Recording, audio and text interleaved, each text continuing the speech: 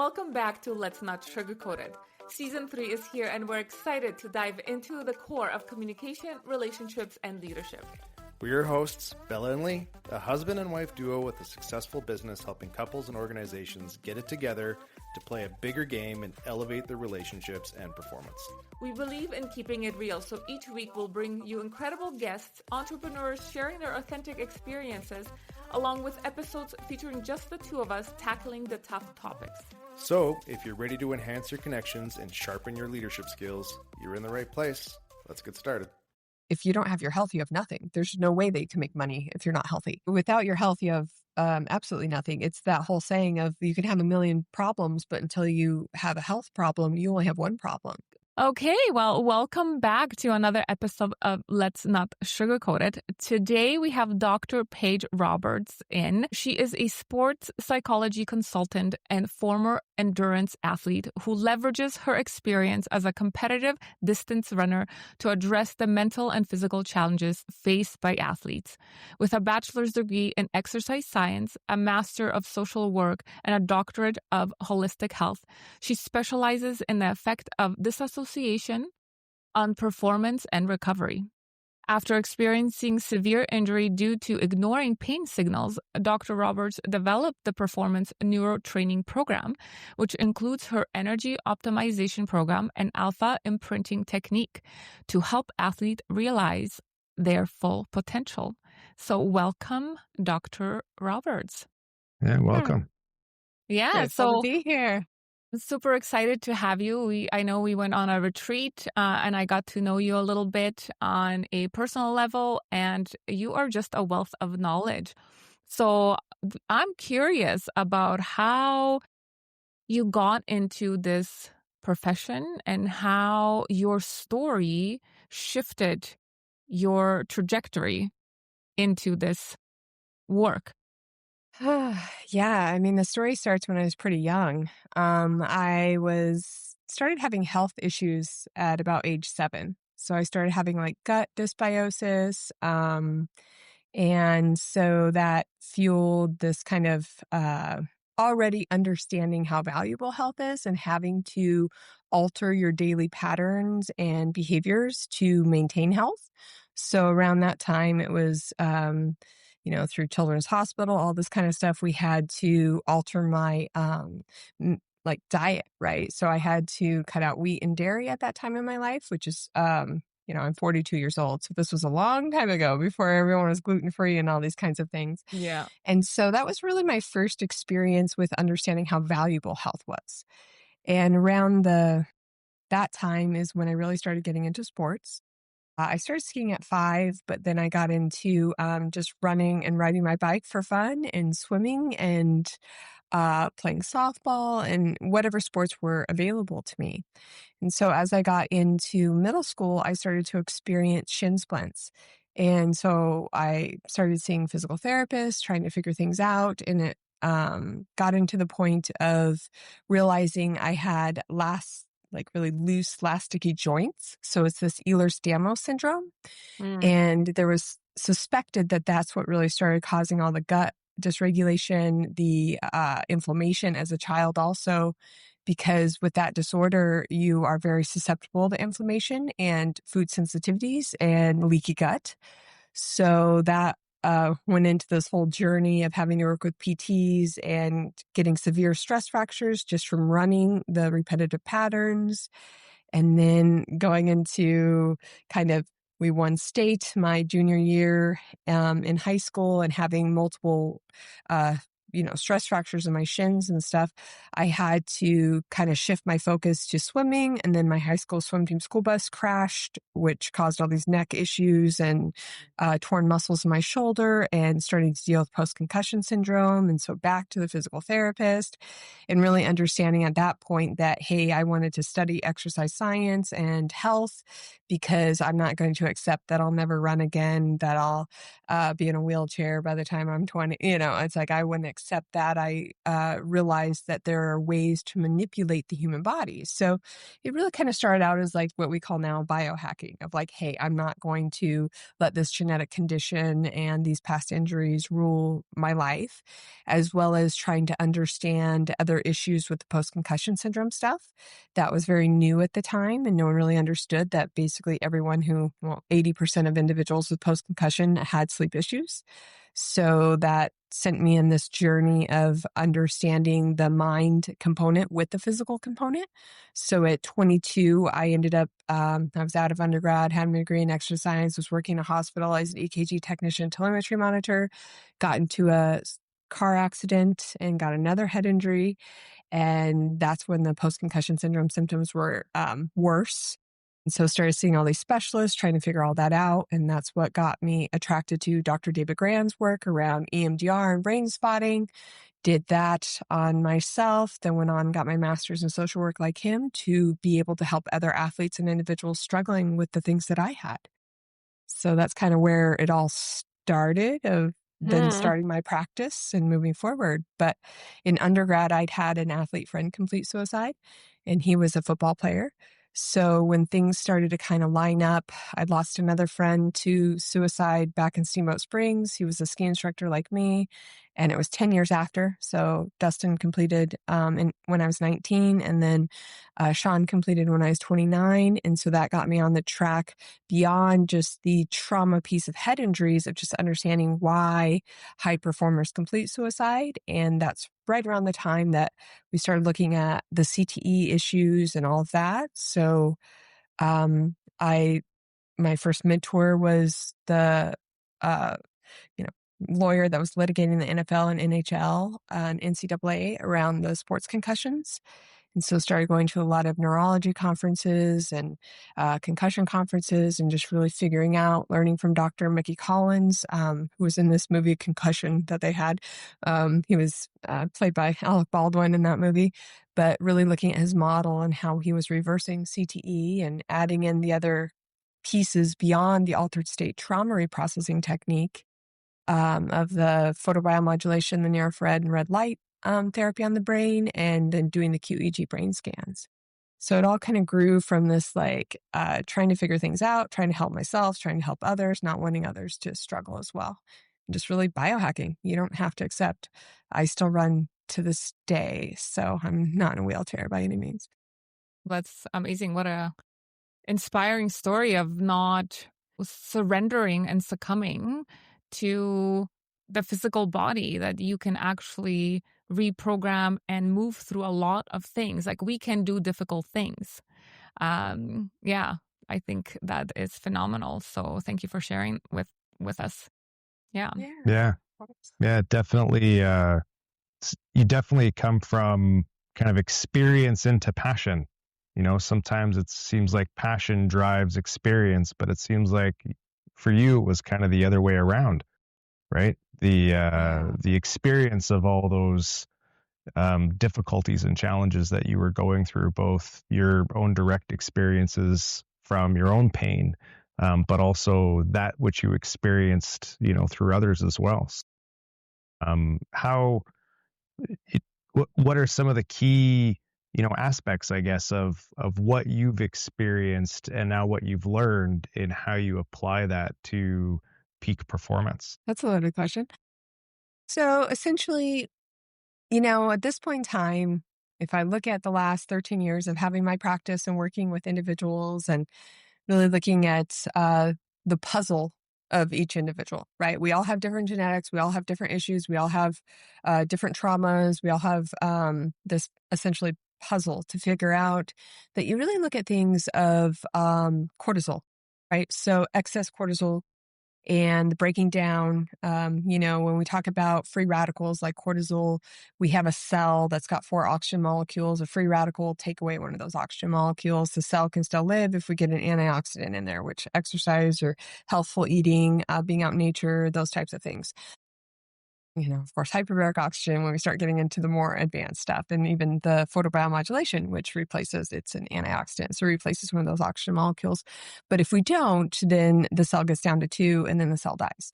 So when we look at ourselves as just cells and start looking at that piece, it's that if we can decrease the overproduction of free radicals, essentially cortisol, we can detour the aging process, the breakdown process, and essentially any illness, so mental or physical. And so when you start looking at someone, you're going, okay, well, they drink, they smoke, they don't work out, they don't eat healthy. You're like, ooh, okay. So we need to look at all these pieces to push you further over here, less cortisol, less cellular death, right?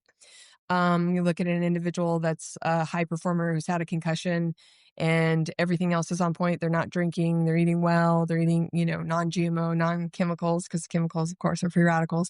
Then you're going, okay, well, let's do the altered consciousness state trauma reprocessing to essentially calm down the nervous system, reset the nervous system to a calmer homeostasis. So we're not consciously or subconsciously and consciously producing cortisol over and over again that's inhibiting and causing cellular death.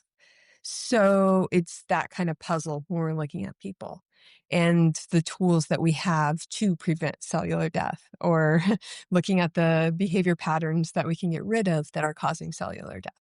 So that's kind of where you're a broader perspective at this point in time with performance, because no one's nervous system, no one's body is different. We're all cellular beings. You can't sit here and tell me that this one thing of eating, high antioxidant fruits and vegetables is not going to work for someone. That's just not how it works. Mm-hmm. I have a question. So, is it different working with women and men? Like what techniques do you have, or which tools do you need to pull out? So, Especially because are you working with all range of athletes, or are we just like younger or older or so I do pretty brief work, right? So I do about 10 to 20 sessions with someone. And depending on what level of competition they're in, depending on when their career ends, if a career ends in middle school, high school, college, national level, when they hit 30, whatever that looks like. So it's like I will work with an individual. We do about 10 sessions up front, and then we do like a maintenance kind of program of, okay, you got a big comp coming up, or you had a trauma happen or a stressful situation. Let's tune you back up kind of thing. And then also there's the high performer piece, which comes in a lot of individuals that are like weekend warriors with their athletics, or they're in very high stressful, demanding jobs, or running their own business. And so when we talk about the difference between males and females, I find that females have to essentially be stronger. So if we talk about the piece of me wanting people, it's kind of a joke that I'm going to get you to cry, right? When we go back through and do trauma reprocessing, we're trying to get you to express those emotions that weren't expressed at the time because we just stuffed it. We had to move forward. That's trauma response. We don't fully process experiences. That's the whole point of trauma reprocessing. We want to go back and release these emotions, cry those tears, which releases cortisol, which cleans the brain. Like there's all sorts of magic things that happen when we cry and actually go through the whole arc of the anger down to the grief and the resolve of releasing an emotion. I do find that I can get male individuals to cry easier. And that when you're working with really high performing females, it's like you've had to be tougher. You've had to, like Bella's work, I know, within and around the retreat that we were at, talking about standing in your masculine and feminine. It's like I find that working with females, there's another layer of having to have this kind of mental toughness and allowing for the vulnerability. And especially in athletics and business, of course, but athletics for one, females have to be tougher. We have to be more masculine in those roles. And when we look at it too, it's like still to this day within sports as a whole, only 20% of roles are held by females. So here we have, the Title IX and all these things that are telling us that we have equality in sports as, offering particular sports at schools and so on, the same amount as males, but still all of our sports psychs, our athletic trainers, our coaches, our team docs, we're still way higher when it comes to males holding those roles. So what begins to happen is that you have to hide some of those vulnerabilities and be mentally tougher, standing in that masculinity. So I find that it is very different, and I find that I have to break down more of those protective part ego walls with an individual that has been through a lot and is very resilient and is where they are because they're remarkable. But usually there's some trauma, very hard situations under there that we need to, fully go back into those experiences and release those emotions associated to calm down that nervous system and to allow for the enhanced reaction time and optimal sleep to occur and all those things when we reset the nervous system. Yeah. Well, it is definitely. I agree with you in that whole women, especially entrepreneurs, do have to hold more space in that masculine energy and be tougher. I know for myself, I've been in my masculine energy for so long. Even when my father passed away, suddenly I could not cry. My counselor was like, Bella, it's okay, just cry. And inside, I bear down, double down, and it's like, don't tell me what to do. I'm not crying right now because I need to hold everything and everyone together. So I can totally relate in that aspect where when you're not processing, when you need to be tougher, it's harder for us to let that go because it's such a uncomfortable and unfamiliar place to be as a woman now in the real world out there. Yeah, and it's interesting that talk about your father's death. And I lost my father 14 years ago. And at that time, when we are talking about turning your pain into purpose, that was about the time that my friend Sean completed suicide, that had worked on the ski hill with me. And um, I know that I directed a lot of my pain into the purpose of starting my business instead of sitting in and processing those emotions as fully. And then this last summer, my grandparents passed, which my grandfather had kind of became my second father after my father died. It was my mom's parents. And then my dog passed away after 15 years. And so the last 4 months, I was very intentionally taking space for myself and making myself process and cry and do the work because I know that it kind of was delayed with me starting my business and really hyper focusing on that and trying to push through that pain in a different way. And so I, again, intentionally 14 years later, I was like, okay, I'm not going to prolong the healing because I felt like it took me longer to heal and recover by prolonging it and only allowing for little bits and pieces of it when I would go to different, trauma reprocessing trainings where we work on each other and so on. Yeah. It took much longer to heal. And so I was like, this summer, I am intentionally processing these things and allowing for these things and taking the space. And I even had to cut out some relationships in my life that wanted me to be okay and be there for them. I was like, nope, nope, I need my time. I need my space. And then that doesn't make people very happy when they're used to you always being solid and okay. And I'm like, well, I'm sorry. I'm doing this for me. Yeah. It is definitely important to take that time because we do store trauma within our body if it's not processed. And that then turns into physical pain, not just emotional pain, but, aches and pains. Like when I am in my masculine energy, the right side of my body, which is the masculine, is in pain. My shoulder, I have a bunion, so my bunion starts hurting. My hip is now out of alignment. But when I am in that state of doing, in that masculine go, go, go, and I don't take that time to process or just be, all the stuff that I haven't gone through yet, reprocessed and, dealt with, starts showing up as physical ailments within my body.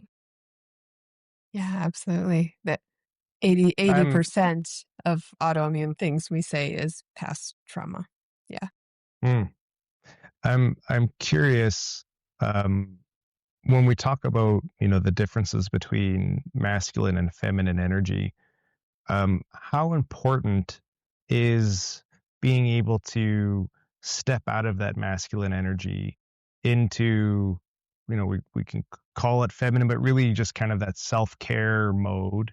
How important is that to peak performance for both men and women? Because I think, whether it's in sports or in business, entrepreneurship, right? Peak performance, I think, has this tendency to draw out of men and women that masculine energy, right? It is a go, go, go. It's all about achieving.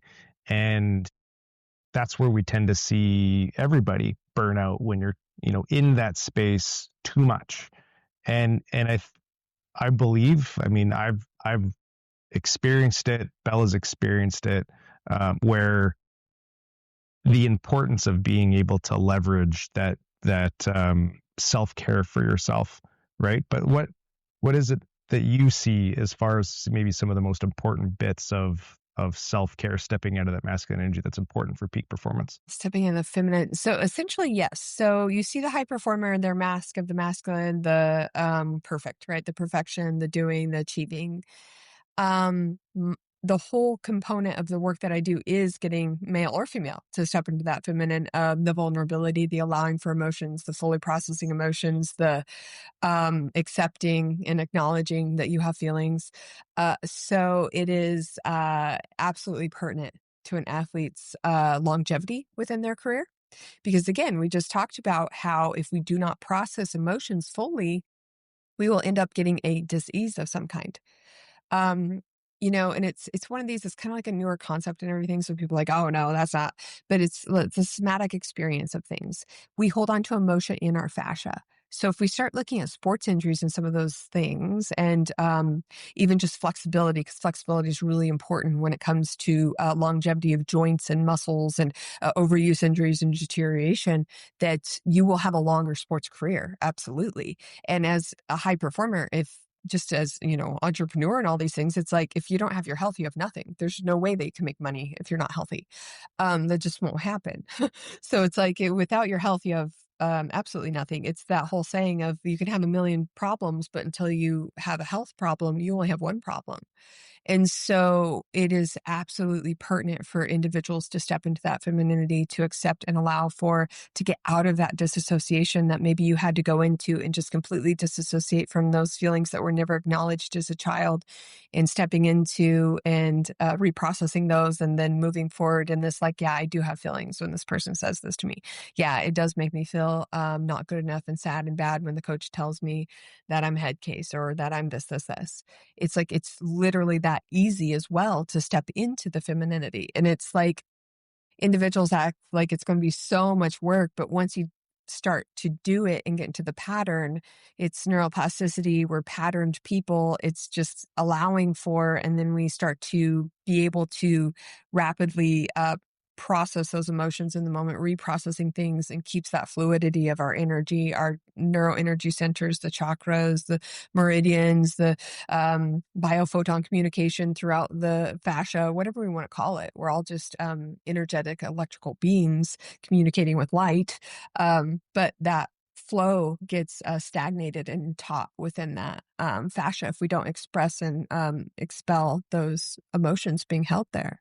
There's a whole concept, it's Germanic medicine, that talks about that cancer's origin is the not expelling and processing and releasing the emotions, because it is like a reparative process, this erratic growth. So there's different types of cancers associated with different conflicts in your life. And so it's Dr. Hammer's work, but it's an interesting concept because what we're starting to understand now, like I said, is that it's just not this flow of energy. It's not this optimized energy. And I even see it with the QEEG brain scans, where you'll see a decrease in reaction time and decrease of voltage in the brain after an athlete experiences a mental or physical trauma, like a head injury or a knee injury or a loss within their life. We see a neurodepression. We see a decrease in that voltage, which we should have about 20 volts, which is as much as a light bulb going through the brain. And so lack of neurocommunication and regional communication in the brain. The second that we don't have the brain regions communicating neurologically, energetically, that's when we get dysfunction, right? Or mental illness symptoms. So when we have a decrease in that energy, that retracted held energy, instead of that optimized flow throughout the brain and the body, that's when we start to see issues, whether mental or physical illnesses. And you can guarantee that when people have mental illness, there's some physical illness component associated, and vice versa. That's all there is to it. Yeah. So that's a lot to it. And it's funny because, like, as I'm listening to you talking about all of what you do and, all this, you can, and I know you're in sport injury or athlete endurance and all, like in that athlete word, but this concept can be applied to everyday challenges that we face as, human beings. So it's valuable information to not just, continue ignoring and trekking through, but actually start processing and doing the things that let our energy, let the cells heal, move through us. Absolutely. And it's interesting too, because it's like everyone thinks that athletes, okay, they just have the sports problems, the sports issues. As a sports and exercise psychology individual, professional, it's, we're humans too. So it's the human Mm-hmm. life stuff on top of the sports stuff. And when you start looking at athletes in the national team sports, it's like they're managing their careers also. So they're managing their sponsors, they're managing all of that. So they're already entrepreneurs as well. So it's not just, this little sports piece over here. And then when you look at college athletes and high school athletes, they're managing their potential career as well. What college are they going to get into? What their major is going to be? What, like internships and experiential things that they're going to need to do. So yeah, I don't, it's everyone thinks like, oh, sports psychologist, I must be this like, LeBron James to work with this person. It's like, no, not really.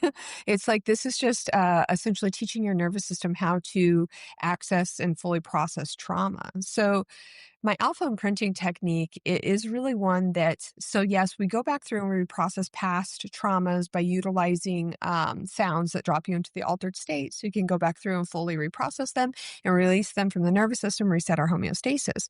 But what it's teaching your nervous system is that it is okay to process emotion in the moment and that it can process emotions in the moment. And that's why I said I don't work with people forever, because we're teaching your nervous system how to do that. And then you have the sounds yourself. And so anytime something stressful comes up, or after practice that day or after work that day, it was a stressful day, you listen to the sounds and you allow for your body to release those, and identifying mentally and speaking them out to the universe to allow for them to release from your body. Words are really powerful. It's a experiment that they do with the plants, where you have a plant that's getting the negative things being said to it on a recorder, and then the plant with the positive things, and this plant dies, this one thrives. We're just like plants. We're biophoton communication. We're just like plants. Words are very powerful. And so it's us releasing these emotions, releasing these things, and then giving ourselves that support that we need in that moment. It's like, yeah, man, that guy was really a jerk to me today. It really hurt my feelings that he said that to me. You're not that. That's that guy's stuff. He's projecting it onto me. So it's kind of going through those dialogues with yourself and just releasing those emotions and identifying them as like, man, I feel that in my heart when people on my work team discount my opinions or something. So it's that kind of process that you're teaching the nervous system, because we're really hardwired just to freeze in the moment and wait till the trauma ends and then just keep trucking forward and not actually reliving and going back through and feeling that fully. So it's just how we work as humans for survival, which was fine back in the caveman days, right? Or cavewoman days, Right. when it was just one stressor. But now we're in an environment that's just so much stress that we can't possibly, stop with everything. You got to just keep pushing forward, especially like even with driving. That's a very subconsciously traumatic situation every day, all day, every day. So it's like allowing for you when you're driving, whoa, that person cut me off. Oh, I feel that in my body. That would have been scary if we got in a wreck. Oh, that would have been bad. And releasing it instead of then storing it, holding on to the anger, then projecting onto them like, oh my gosh, you're a jerk, da da da da da. Because that's the exact example of what we do instead of processing emotions fully and releasing them. Yeah, the communication is so important, right? Like our language does very much create like our reality in a lot of ways, and applies that meaning making to our experiences. It's why two people can experience the same thing, it like a physical thing in the world, yet how they interpret it, the trauma that happens, whether it's like a big T, small t, or nothing at all, can very much be different, depending on that language that occurs inside. I'm curious, what kind of conversations are important for people to have with themselves? Because I think we hear a lot about positive affirmations and how some people are very like they work, and I think a lot of people think they don't work. I think there's something obviously about the way that you talk to yourself about yourself That's very important. And then in that question is also a sub question, which is, does what you're doing when you're talking to yourself play a role? So, um, for example, walking out in nature or exercising in a gym or just, doing nothing. I think a lot of the times people feel like they need to be in this perfect, reflective monk state or environment in order to have these, kind of powerful conversations. And so I'm curious if the environment and what you're doing also plays a big role. I mean, it can expand on, like, because when we look at things from the quantified field, our quantified field's 25 feet outside of us. So people enter our energy field, and it's just being more quantified than the density of what we are, right? Of atoms. So if you're on a mountaintop, if you're by the beach, you're getting more negative ions, which are healthy for us, right? Positive or bad. There's actually been studies where they've shown that individuals who are grieving are actually emitting positive ions. So they're actually literally causing, essentially vibratory pattern decrease in those around them. And so it's like vibes are real. It's like people can really actually bring you down with the oscillating atom. So if you think about that in one way, and then when we look at what, the Schumann frequency or the frequency of the earth, so that's a hertz. So it's like, yes, that's optimizing you and assisting you also. But when it comes to just the dialogues with yourself and that self-talk, and if it's not in a perfect world, we can be out by the beach where the trees are and the birds are singing and everything's amazing. It is that we don't want to shame ourselves or blame ourselves. Shame is what keeps us very stuck in things, right? And so if those dialogues with ourselves, it can't be that toxic positivity, spiritual bypassing kind of thing either of like, oh, well, I love that guy and it's okay. And he can treat me that way because that's just about him and everything's fine. It's like that's completely bypassing the feelings that you have. It's not being like, oh man, I shouldn't have trusted that guy again. That's my fault. I'm just stupid for always trusting people. That's shaming, blaming, right? So instead it's going, man, when that person did that to me, that really hurt me. It made me feel not good about myself. It made me feel not smart. It's just not true that I am doing the best that I can. And so it's just a little shift within that dialogue. So just a good rule of thumb is to not be shaming, blaming yourself, and then allowing for yourself to have those feelings and then accessing where you feel them in your body. It's really that quick and that powerful. They've found that in energy psychology that when we imagine an area on our body, just like, or even look at that area, that the energy, then the feedback. So if I look at my foot, that area in my brain is going to light up quicker than if someone actually touched it or put a needle there, like from, acupuncture or something. So it's really interesting how quick our brain is with things and releasing energy and shifting energy. So it's very important when I'm like, oh, that guy made me feel stupid. It's like, where do I feel that? It's like, oh, just even because I'm very body aware, it's like I just felt like this thing across my clavicle here of like feeling stupid. And then being like, well, that's just not true. I'm smart. I'm doing the best that I can. I'm intelligent in my own way. And it's unfortunate that he felt that way about me. But and it's unfortunate he did that, that kind of thing. It can't be this just completely like, that guy's a da da da da da, and then not processing those emotions in the moment and having that dialogue or the shaming, blaming on yourself. It's just that balance of allowing for releasing and fully processing that experience. And it's like, I'm very good at like, my friend Tanisha's a therapist also, so we just go back and forth like, man, it really made me feel this way when this happened, and this is we just like can intellectualize that and then allow for those feelings and then accessing and going back and forth. And I think that that's also the sign of a healthy relationship, because I know that you guys do a lot of relational work with high performers, and it's like if you can really just have those conversations without that defensiveness and allowing for and being like, yeah, well, it made me feel stupid when they did that because I'm dyslexic. And it's like, it went all the way back to when I was 7 and they said I wouldn't graduate from high school.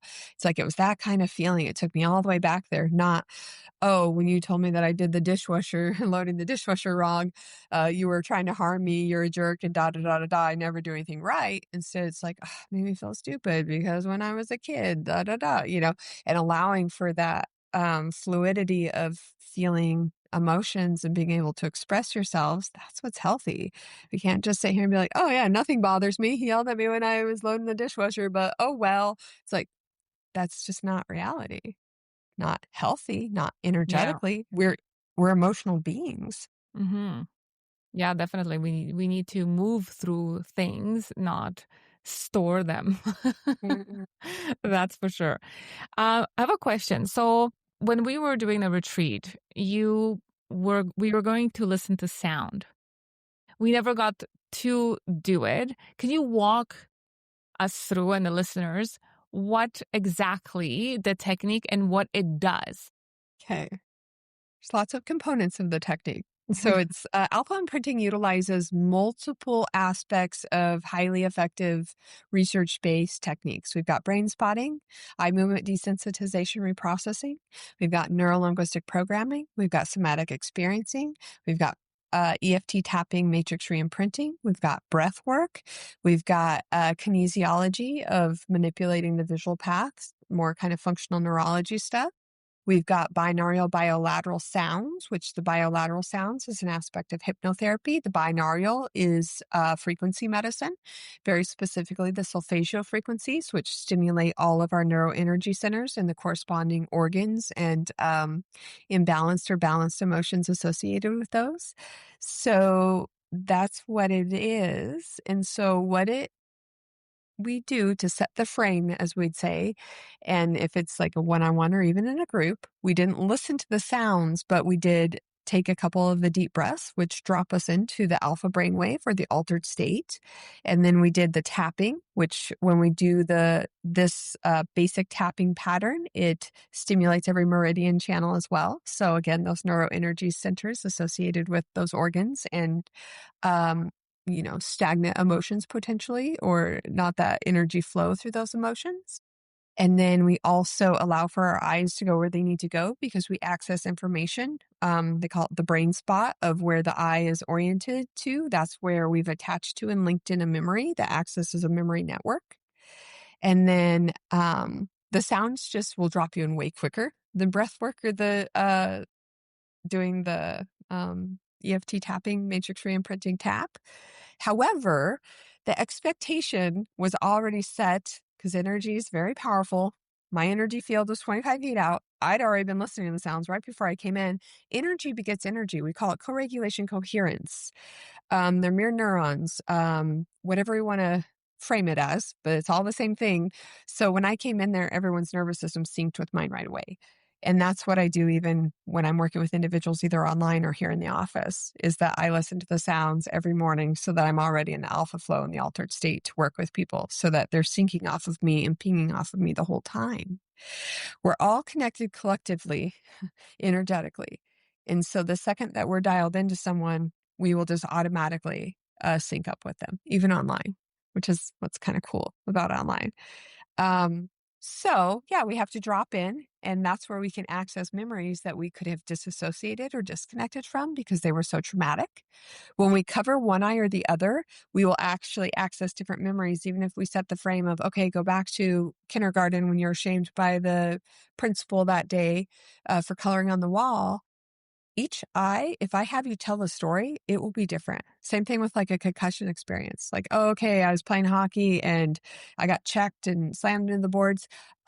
Each time you tell the story with each eye and then both eyes together, it's you remember more pieces. It's really a fascinating thing. The brain is like 80% visual though. So when we're manipulating and working with the eyes, we're able to access more neural networks.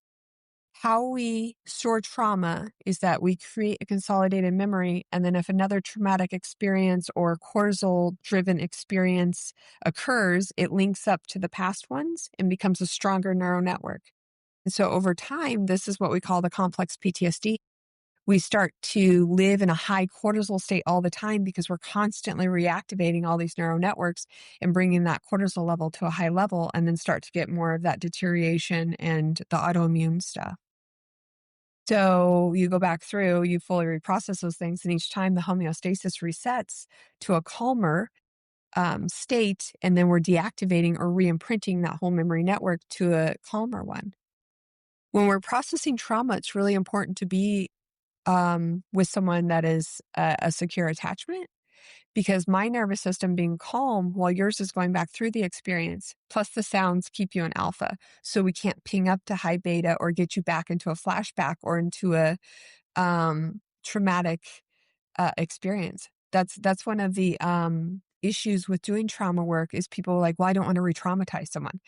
It's like you have to set up the anchor of the individual. You don't want someone by themselves. They even talk about we don't want someone going through the ACE test, the Adverse Childhood Experiences test on their own if they've had a lot of trauma, because they could go into a flashback and get stuck in that high beta brainwave, high cortisol state, sympathetic nervous system dominance. So we set up the safety of the sounds that drop your brainwave state into alpha or keep you in the middle of the sympathetic, parasympathetic. And that's where the healing is, right? We want to be in more parasympathetic dominance. But we have to go up into sympathetic sometimes because that's just, we want flexibility, nervous system flexibility, up and down very quickly, as opposed to staying stuck on as we staying in high sympathetic. So we have that. And then you have the secure attachment, which is NLP, brain spotting, EMDR, and just basic trauma work of knowing that you want a secure individual. But that's what's wild about when we start looking at the quantum physics of things. It's like, and we talk about the healer-healing dynamic, and we talk about people doing their own work. There are a lot of clinicians out there and therapists and stuff that have not done their own work. And then, so when we start talking about the secure attachment piece and them getting activated and triggered, and because your nervous system will get triggered if there are similar traumas that you've not worked on. It's just energy begets energy. We can't stop this coherence, co-regulation. You want to be careful with who you're doing your work with too, right? It's like, I'm sitting here telling you, it's like, oh yeah, I'm doing all this healing. I came to Tulum. We went there to heal. I was like, yeah, let's do this. This has been a rough summer. I've been doing all these things, but to sit here and be like, oh, well, I never had to work on all that stuff. I understand it is completely on the nervous system level and absolutely not true. It's like you have to do your work as the healer-healing dynamic, because you'll only reach the level of your healer or the facilitator of healing's level, energetically, nervous system wise, regulated wise. And that's why, oftentimes I'll get individuals be like, I worked with a therapist for years, but it just hasn't, I don't know. It's like, I'd like to try this. It's like, yeah, do, because what you're doing is you're hitting a roadblock. And when you know that when you hit a roadblock with a clinician, that's you've come to their level. And so now it's the next level, the next level, the next level. And that's why it's kind of exciting with some of the psychedelic stuff, because it's like psychedelics are very unpredictable. Things are very contained. Well, they're just unpredictable. We don't know what's going to open up. It's very fascinating. And sometimes it could be something from lineages or DNA, or, it's a very interesting trauma reprocessing tool to get in there and look at things compared to like what I'm doing is it's very controlled of, hey, we make your trauma laundry list and we go through, we try to find anything associated and deactivate and re-imprint and reset the nervous system. But when you're working with the psychedelics, and that's why psychedelics can be a tool for people who don't have recollection, right? They've completely disassociated from memories. And it's like, wow, it opened it up. And it does. Sometimes it will take, a few of the alpha imprinting sessions before we can actually open up. Like if we're talking about war veterans and some pretty severe traumas, it can take a while to open those things back up. Yeah. So in your experience going to disassociation, how does disassociation from physical pain relate to disassociation from emotional pain in high pressure environments? Well, I mean, it's like the same. So it's Dr. Robert Scar's research. She was a neurologist out of Colorado, and he saw that we hold on to pain and encapsulate it and hold it the same, whether it's mental or physical. So it's an interesting thing in that way. It's that no matter what, it will continue to perpetuate the dysregulated nervous system, high cortisol, decreased reaction time, decrease in performance, propensity to injury. So mental and physical are the same. So if we are disassociated from one or the other or both, and that's what begins to happen, right? It's like you push through the pain.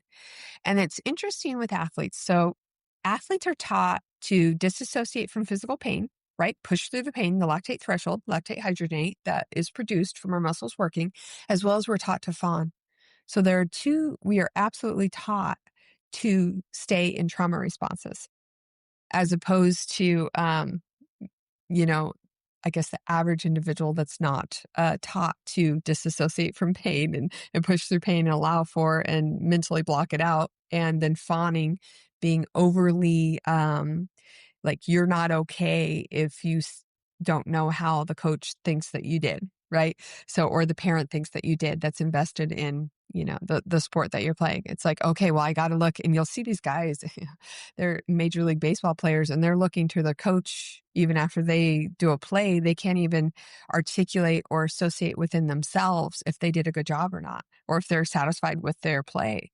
They are so hyperfixated on if the coach is going to be happy or mad at them. And it's not healthy at all. Because that's like a codependency kind of thing. We start getting into like a trauma bond with coach and parents and all these things going on. Yeah, that's so interesting. When you're talking about the disassociation and all the stuff around energy and all of that, I think it's easy for people to be listening to this and really think, well, I don't have PTSD or I don't deal with, high levels of anxiety. And so the work that you do is for those people. It's not for me because I'm not there.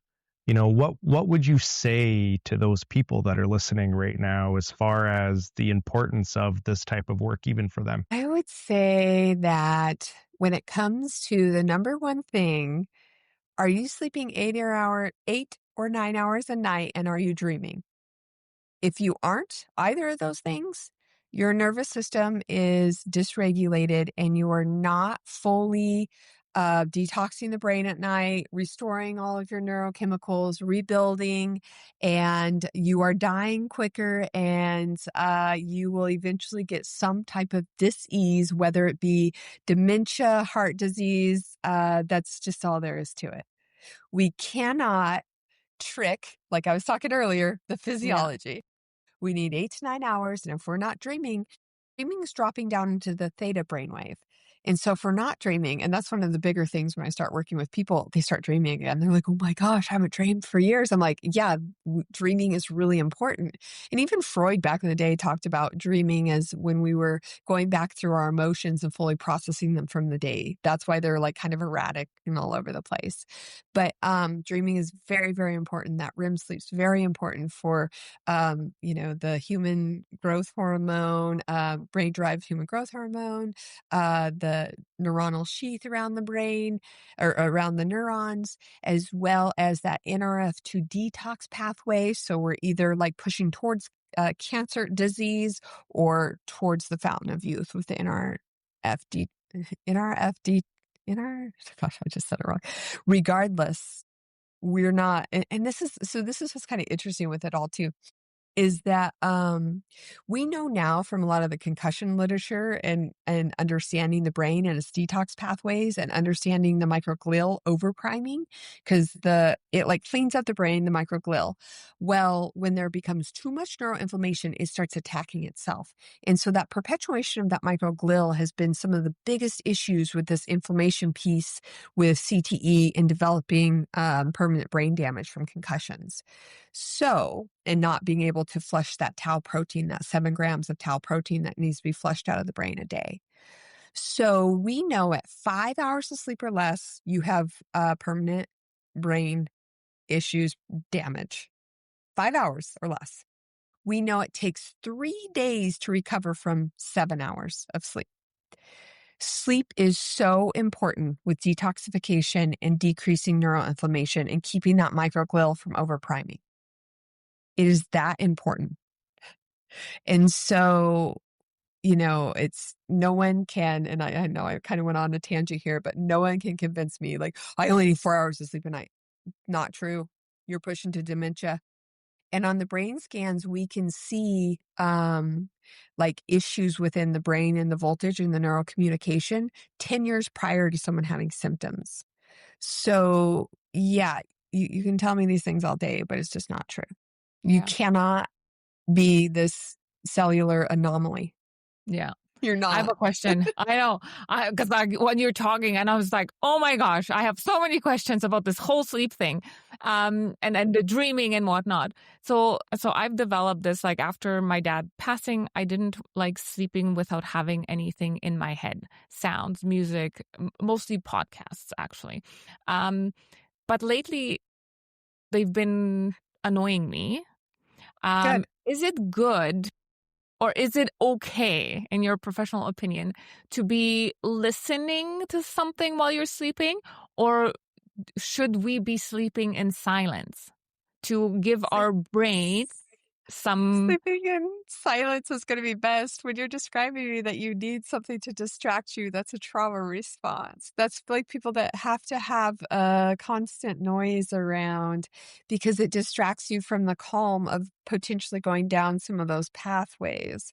So it's actually like a PTSD trauma response when we think about people that have to have outside noises.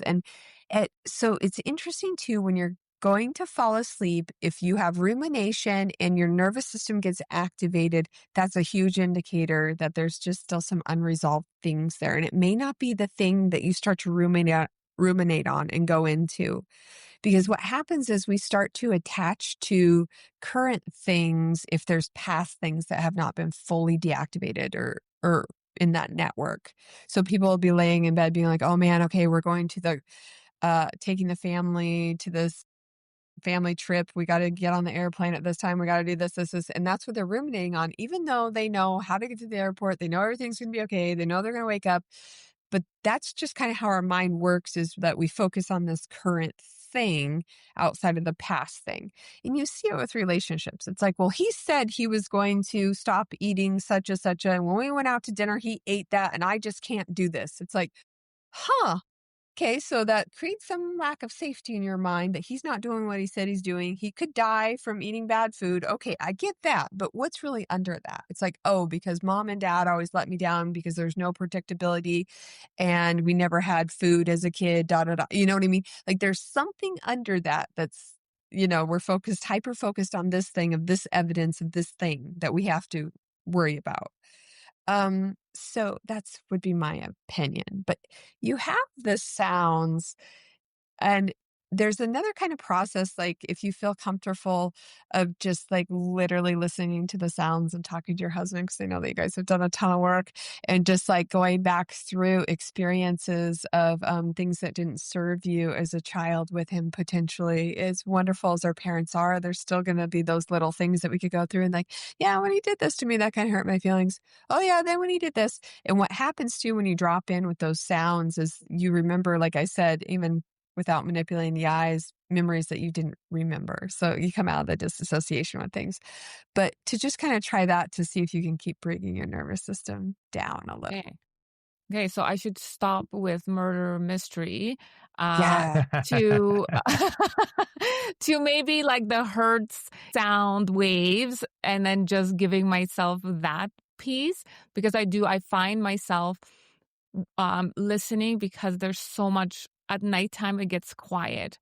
So the hamsters, I always say, the hamsters in my head whip out the second wheel and start going both at the same time.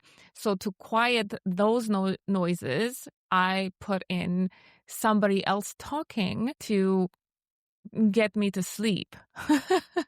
But lately Yeah. it hasn't been working. So I've been switching to like the herd sounds, but it's been, I think 2 nights ago is the first night that I actually slept without headphones in my head in 2 years. Well, and they better not be AirPods. See, I did I bought after the Tulum retreat. I definitely told my husband, that we need to. Then I get these visions that I'm gonna like strangle myself with these, which I know it's not a thing, but I know. Well, and that's the other thing too. So we could slightly be getting triggered with serotonin, cortisol just from the Wi-Fi receiver being on. You want to turn off the Wi-Fi receiver. You want to unplug appliances that aren't being utilized. You want to turn off a power strip of any smart TVs or even my like elliptical over here. It has really high EMFs. So you can actually buy an EMF detector and go around your house and make sure that you don't have EMFs just flowing through there all the time. So I turn off all of the uh plug-in shock yeah. bars everywhere around at night. Because subconsciously, again, it's just enough frequency that's going to be triggering cortisol and serotonin. Melatonin can't be present when vice versa with serotonin. So we want serotonin to be refueling at night and not being stimulated, and we want melatonin to be present at night. And they just did this study how like taking melatonin could potentially weaken your heart. And it's like, yeah, because if you're still with the serotonin and the cortisol from all the EMFs and from not sleeping well and not detoxing blue light at night, obviously that's triggering serotonin. So then that's keeping the lack of melatonin. Melatonin's a good methylator detox for the brain, but we don't necessarily want to have to take it because it's almost as strong as like it's like a hormone, right? So we don't necessarily want to have to take melatonin. We want our body to make it, but to make it shift into that is having the dark, no EMFs, not looking at the blue light up to a couple hours, or wearing the glasses that are the blue light blocker, even if you're watching TV at night. There's just little things that you can do to tweak and help your hormones. Yeah, definitely that bit. And thank you, because I've told my husband about the melatonin because I've done some research. I told him not to take it. So now it's coming from a doctor that is telling the melatonin is not that great. So thank you for that. And I did get my like little EMF blockers or whatever for the phone and stuff. Again, the whole Tulum retreat has been, the headphones and the blockers, and we still have to, and turning off phone in airplane mode at night. You can still use your alarm, that kind of stuff. Yeah. Now, to my defense, I also heard her say that melatonin can be great. What I'm hearing is that it's the reasons why you'd be taking melatonin that are bad, not necessarily melatonin itself. And for the record, I take it only when I'm over different time zones, like a 3-hour difference, kind of when I first get here on the first night, to be able to help, shift my cycle. So yeah, that's one thing occasionally, right? But you never want to take more than 5 milligrams because we don't produce more than that in a day. Like we got to be careful we don't want to like intoxicate ourselves with too much melatonin, right? And then the other thing, it's good when you're sick or you have neuroinflammation because it helps with inflammation. So it's a good methylator and detoxer. So I'm not saying it's just like, oh, throw it in the trash, but just every day we got to just be mindful that we're just not overdoing it. I mean, people get very interesting with supplements and even the adaptogens and some of that stuff. It's like, you just want to kind of like I have tons of supplements. Of course, I love all the fun things, but it's like, I'll just be like, I'm going to take this today. I'm going to take this. I'm very sporadic, where I didn't used to be when I was younger, before I kind of learned a little more about herbs and how too much is enough. I used to be like, oh, I got to take this handful, this handful, this handful. This is what I do. But it's like, we just want to constantly kind of be cycling through these things of like, well, I'll take some of the licorice root for a couple weeks. But then, okay, then I'll take some dandelion. Oh, then I'll take a little ashwagandha. It's like, we don't want to take something every single day ever, and even like peptides get a little like, it's like, oh, cycling through some peptides for a couple weeks. And then, we just got to be careful with too much of a good thing, maybe. Yeah. When we talk about sleep, just to go back to, well, I guess we're still on the topic of sleep a bit, but so you say 8 to 9 hours. But is there a way to kind of test to see what your natural maybe time of sleep is that's good for you? Like, is there such a thing? Like, is it possible for somebody, if they So experience 9 hours, they're like more groggy than if they only slept 7? Like, that's just the if you're natural more time they wake groggy, up? that means that you are normally in an adrenaline, uh, heavy cortisol state, right? So a lot of people are just like, oh my gosh, when I sleep more than 5, 6 hours, I'm just Mhm. exhausted all day. It's like, yeah, that's because you're in fight, flight, freeze all the time. And there are times when I don't get enough. It's like, I hate saying it. I'm pretty big stickler about my sleep and protecting my hours, but it's like, I know that feeling. Like, man, I only slept about 6, 7 hours last night, but I'm all fired up today. Everything's good. Oh man, I'm more productive today than when I get 9 hours. But it's because those adrenals got triggered. So that's like, and a lot of people just run heavy on those adrenals. And that's where you get that burnout, just that autoimmune thing just slams you, especially as females, because we use a lot more neuro energy in our brain. We have more communications in our brain. Like there's really a huge correlation with high performing women and the burnout and the autoimmune stuff. So it's like, we just got to be really careful, because it's like your immune system cannot thrive without the neurochemicals necessary in the brain. And it takes 8 hours for all of those to restore. The dopamine, serotonin, GABA, all that good stuff. And then when you look at the detoxification window, 10 p.m. to 2 a.m. is optimal. That's when you're doing your most detoxification. So we found with the concussion stuff is you didn't want the kids sleeping all day. We wanted to keep their circadian rhythm back on track so that they were detoxing in the proper time. So 10 to 2, those are the magic. They say that potentially an hour of that sleep is like double, outside of that window. So it's very important to flush that tau protein. All the other toxins from the day is during that time. Yeah. So it Yeah, matters. This is it's cool perfect. research we've seen out of the neuro community. Yeah. I'm smiling because I mean, those are my hours. Because Lee was always, night owling and sleeping till late. He has shifted now to more of my Good. clock. But yeah, by 9:30, I'm usually in bed, passing out. I mean, don't get me to watch a movie past even like 8 o'clock. It's, first 20 minutes and I'm out. Good.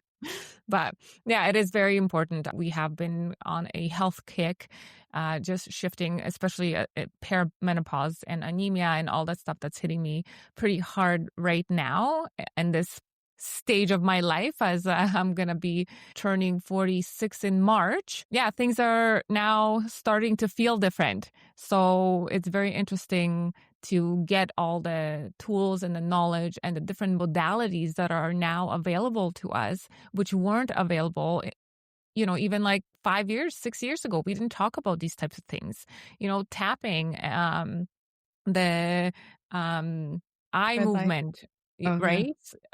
Well, All that kind of yeah. stuff. And like some of the other tools I use like audiovisual entrainment, which is it's actually a company out of Canada. It's called Mind Alive, but it's sounds and lights that stimulate your HPA axis. So Mhm. essentially your glandular system. So we know that with a lot of neuroinflammation, a lot of trauma, our glandular system gets knocked offline, and then we're adrenal dominant, right? The adrenal glands sit on the kidneys, so we're not even using our hierarchy of the thalamus and the pituitary and pineal and thyroid. So there's sounds and lights that can bring that energy back online. And so we've seen on QEEG brain scans that those are flatlined, especially with concussion.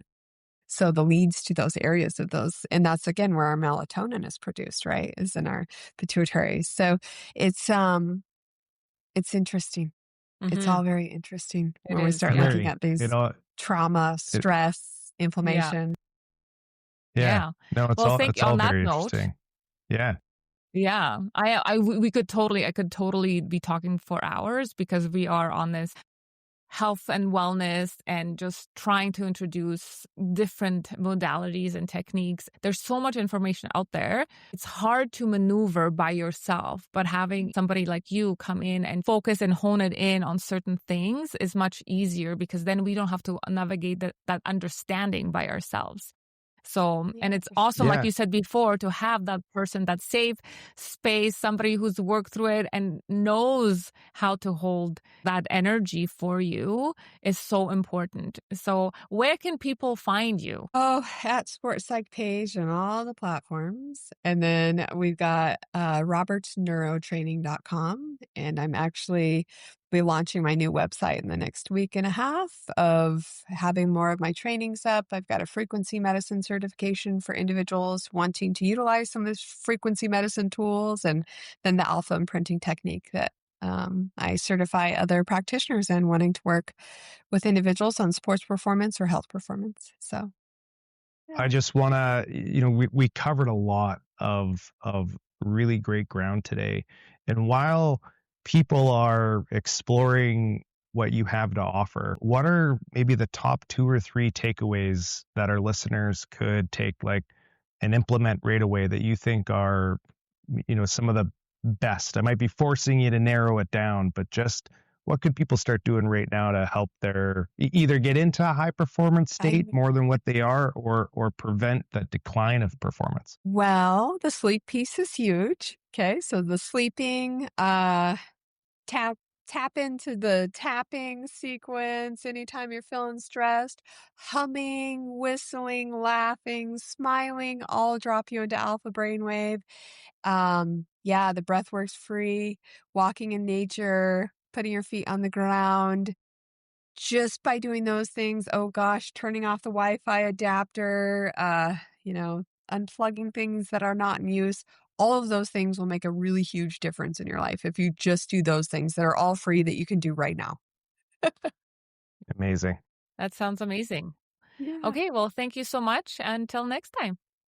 Yeah. Thank you, guys. We hope you enjoyed today's episode and gained valuable insights to elevate your life and business. If you found value in our conversation, spread the love. Share this episode with family and friends, and let's grow this supportive community together. And don't forget to like and follow us so we can reach more amazing people just like you. Until next time, remember, let's not sugarcoat it. Keep it real, raw, and unfiltered.